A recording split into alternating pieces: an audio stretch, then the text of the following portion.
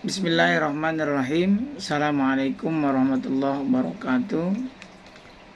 Kita lanjutkan kembali pengajian Kitab Fathul Mu'in, masih terkait dengan pembahasan bab sholat. Kita bacakan Fatihah dulu untuk pengarang Kitab Fathul Mu'in, yakni Al-Alama Syekh Zainuddin bin Abdul Aziz Al-Malibari As-Syafi'i, wa nafa'ana bi ulumihi wa usulihi wa furu'ihi wa ahli silsilatihi. Sa'ulillahi lahumul fatihah. A'udzu billahi minasyaitonir rajim. Bismillahirrahmanirrahim. Alhamdulillahi rabbil alamin arrahmanir rahim maliki yaumiddin. Iyyaka na'budu wa iyyaka nasta'in. Ihdinas siratal mustaqim. Siratal ladzina an'amta 'alaihim ghairil maghdubi 'alaihim waladdallin. Amin. Terkait dengan pembahasan yang kemarin, kita lanjutkan saat ini. Masih kalau di kitab saya ini masih di halaman yang ke-15. Lanjut kepada halaman 16. Bismillahirrahmanirrahim. Innama tajibul maktubatu. Innama sesungguhnya apa-apa tajibul maktubatu, yakni yang diwajibkan di dalam sehari semalam itu, ai sholawatul khamsu, yakni sholat yang 5 waktu, ala kulli muslimin mukallafin, atas orang-orang muslim yang mukallaf.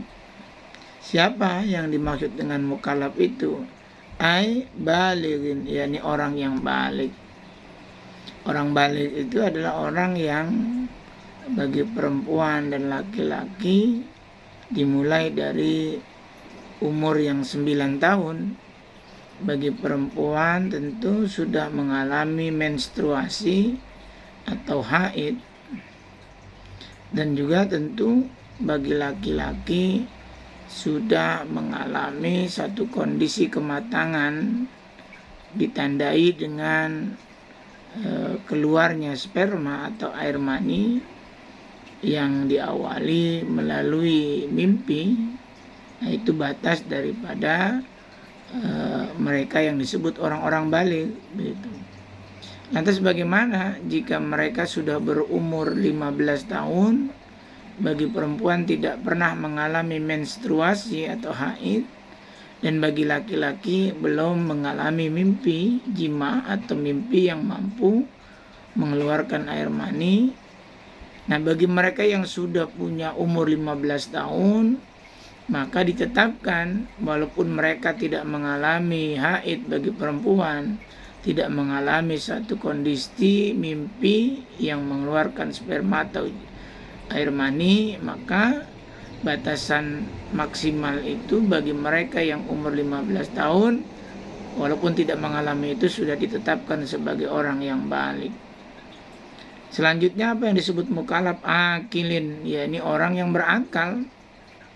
Maka sejatinya orang-orang yang berakal itu maksudnya bagaimana? Secara psikologinya, secara kematangan kemampuan psikomotorik, kemampuan otaknya itu sempurna, normal. Mereka yang mohon maaf mengalami gangguan kejiwaan, mengalami kelemahan pertumbuhan akal, itu tidak termasuk yang masuk dalam kategori aqilin, orang berakal. Ada saudara-saudara kita barangkali yang mengalami keterlambatan. Jadi secara umur mereka sudah termasuk balik 15 tahun itu. Namun secara kematangan berpikir atau akal itu kemudian mereka belum sempurna, maka mereka tidak memiliki kewajiban sholat 5 waktu sebagaimana orang-orang yang normal pada umumnya. Zakarin aw ghairihi, baik itu terjadi pada laki-laki ataupun perempuan, begitu. Yang ini ghairihi di sini juga bisa bermakna khunsa, khunsa itu satu kondisi di mana mereka mengalami satu pertumbuhan yang berbeda pada umumnya laki-laki dan juga pada umumnya perempuan. Mereka mengalami satu kondisi di mana alat kelaminnya itu tidak secara jelas waktu kecil apakah masuk dalam kategori laki-laki atau masuk dalam kategori perempuan. Namun ketika nanti dewasa atau mulai terjadi perubahan kondisi kematangan tubuh itu, maka nanti dilihat mana yang dominan, apakah ini dominannya ke perempuan atau dominannya kepada laki-laki. Dan ini akan menentukan bagaimana mereka yang masuk dalam kategori ini, artinya dia terlihat atau bukan terlihat tampak ya, tapi fisik dia secara alat kelamin ini mengalami satu kondisi di mana dia menyerupai laki-laki atau menyerupai perempuan. Nah, khunsa ini berbeda dengan orang yang secara fisik lahirnya jelas laki-laki, tetapi dandannya perempuan. Bukan itu yang dimaksud dengan khunsa. Begitu juga mereka secara lahir perempuan, namun berpakaian seperti laki-laki, itu bukan khunsa. Khunsa ini adalah kelainan secara lahir yang memang mengalami satu kondisi memiliki dua alat kelamin. Nanti akan dilihat ketika dewasa ini mana yang dominan. Nah, ini yang disebut dengan khunsa. Walaupun nanti penjelasannya akan ada pada waktu yang akan datang, karena akan sangat terkait dengan bolehkah orang yang dalam kondisi ini mengimami laki-laki. Nah, kita apa atau kondisi apa yang kondisi orang seperti ini yang bisa mengimami siapa dan tidak boleh mengimami siapa. Nanti insya Allah akan kita bahas pada waktu yang akan datang. Thahirun, dan juga orang yang suci. Maksud suci di mana? Suci tentu dari mereka yang dalam kondisi hadas, begitu. Fala tajibu, maka tidak wajib ala kafirin asliyin, bagi orang yang di sini disebutnya kafir asli, begitu. Jadi yang memang secara mereka ini asli orang yang bukan muslim. Jadi maksudnya orang yang bukan muslim itu adalah orang yang memang tidak punya kewajiban sholat. Wasobiyin, dan juga anak kecil. Kenapa anak kecil tidak boleh? Ya karena memang walaupun memang nanti kita akan mendapati satu keterangan baik di kitab dan berdasar pada hadis Nabi, bagi mereka yang sudah berumur 7 tahun maka diarahkan untuk belajar sholat. Dan mereka yang sudah berumur 10 tahun tapi masih susah diajak sholat, maka silakan menggunakan metode untuk mempengaruhi mereka agar supaya mereka mengalami ketakutan dan kemudian melakukan sholat. Supaya nanti ketika mereka sudah balik, sholat itu sudah menjadi rutinitas dia dan mereka sudah memiliki ilmu yang terkait dengan pelaksanaan sholat. Wa majnunin, dan orang-orang gila itu tidak wajib sholat. Ya tadi karena mereka orang ada yang mereka tidak memiliki kemampuan secara akal, begitu.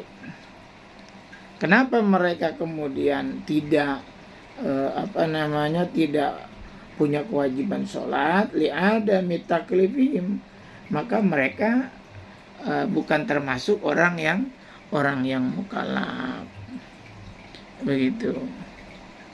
Wala ala haidin, ya sholat juga tidak wajib atas orang yang haid. Nah memang siklus wanita yang normal pada umumnya akan mengalami kondisi haid, begitu. Berapa lama orang haid bagi perempuan? Ya 1 hari, umumnya 6-7 hari, begitu. Dan paling lama ya 15 hari. Wa nufasa'a, dan nifas. Nah ini seringkali terjadi. Saya ingin sampaikan dalam kesempatan ini, nifas itu ukurannya bukan 40 hari, bukan juga artinya ukurannya bukan waktu. Ghalibuhu, umumnya orang itu 40 hari dan paling lama 60 hari. Namun jika darahnya sudah berhenti mengalir, tidak perlu harus menunggu 40 hari. Beberapa kali saya jumpai perempuan yang nifas habis melahirkan 30 hari sudah bersih. Nah, berarti tidak menunggu 40 hari. Nah, ini seringkali terjadi pemahaman yang salah di masyarakat terkait nifas. Jadi mereka memotong kompas mengatakan bahwa 40 hari. Padahal bisa ukurannya itu bukan hari, ukurannya adalah berhenti mengalirnya darah. Bisa jadi ada orang yang benar 40 hari atau bahkan lebih begitu. Tapi dilihat, barangkali juga ada orang yang 20 hari barangkali sudah berhenti darahnya mengalir. Nah, ini tentu yang menjadi patokan adalah darah mengalirnya itu. Li'adami sihatiha minhuma, begitu. Kenapa mereka tidak boleh melaksanakan sholat atau tidak punya kewajiban sholat? Ya sebab mereka ya tidak sah melakukan sholat. Jadi ada orang yang secara khusus bagi perempuan, justru kalau mereka dalam keadaan haid maupun nifas melaksanakan sholat, hukumnya malah berdosa, hukumnya malah haram. Wala qado'a alaihima, dan tidak ada kodo atas orang yang haid dan nifas. Karena apa? Karena memang akan sangat memberatkan mereka, begitu. Berbeda dengan puasa, begitu. Kalau sholat, ya tentu keterangan ini menjadi bagian penting. Kenapa kok sholat tidak dikodok? Karena memang mampu memberatkan si perempuan atau marah. Bal tajibu, akan tetapi tajibu wajib ala murtaddin, atas orang yang murtad, wa mu'taddin bisyakrin, dan orang yang mabuk dengan sengaja atau bersalah. Jadi bagi mereka yang murtad, bagi orang yang mabuk sengaja atau dalam kondisi yang mereka bersalah bukan karena mereka sengaja, maka mereka punya kewajiban untuk sholat, begitu. Wayuktalu, nah ini menarik. Apakah kemudian pembahasan ini masih sesuai dalam kondisi negara seperti kita? Tentu kita akan bahas ini secara luas ya dalam hukum ketatanegaraan kita. Wayuktalu, dan dibunuh ail muslimu, yakni orang muslim, al mukallafu, yang mukallaf, at-tahiru, yang bersih atau suci, haddan bidarbi unukin, dipenggal kepalanya. Bagi siapa? In akhrojaha, jika mereka sengaja. Akhrojaha ini maknanya kan keluar dari sholat, maksudnya mereka secara sengaja meninggalkan sholat, ay al maktubah ta'amidan, sholat 5 waktu secara sengaja. An waktu jam'in lah, ketika sampai waktu menjamak sholat itu habis, begitu. Jadi mereka yang sengaja meninggalkan tidak melaksanakan sholat secara sengaja sampai waktu sholat untuk dijamak itu habis, mereka itu orang-orang yang dalam keterangan kita fikih wayuktalu, mengerikan sekali balasannya, hukuman bagi mereka yang sengaja meninggalkan sholat dengan cara bin unukin, begitu. Tetapi memang apakah ini sejalan dengan apa yang terjadi di negara kita? Tentu tidak ya, begitu. Dan ini juga apa batasannya? In kana kaslan, apabila orang yang meninggalkan sholat itu karena malas, begitu. Ma'a i'tiqadi wujubiyah, padahal dia tahu, dia yakin, dia punya keyakinan bahwa sholat 5 waktu itu wajib. Dia paham, bukan karena nggak paham. Dia paham bukan karena belum ada keterangan yang kemudian membuat dia paham bahwa sholat 5 waktu itu wajib. Dia tahu bahwa sholat 5 waktu itu wajib, tapi dia kemudian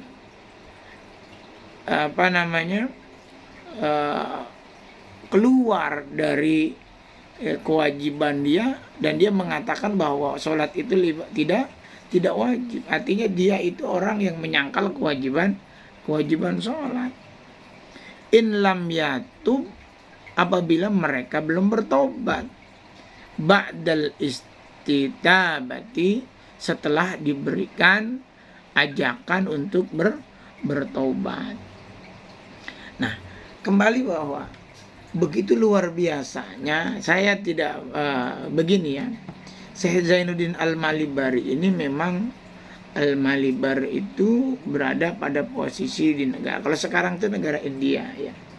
Jadi Syekh Zainuddin ini termasuk murid dari Ibnu Hajar Al-Haytami yang tinggal di daerah Malabar. Malabar itu artinya di daerah Malbar. Malbar itu kalau sekarang ya India begitu. Nah, bagaimana hukum ini diterapkan pada negara kita tentu memang tidak sesuai. Begitu, kita tidak memiliki kapasitas sebagai orang yang memiliki satu ketetapan yang membolehkan diri kita untuk melakukan itu, tidak. Dan di negara kita tidak begitu. Oleh sebab itu, bagaimana cara yang bijaksana ketika kita melihat ada saudara kita yang kemudian tidak sholat, ya kuncinya adalah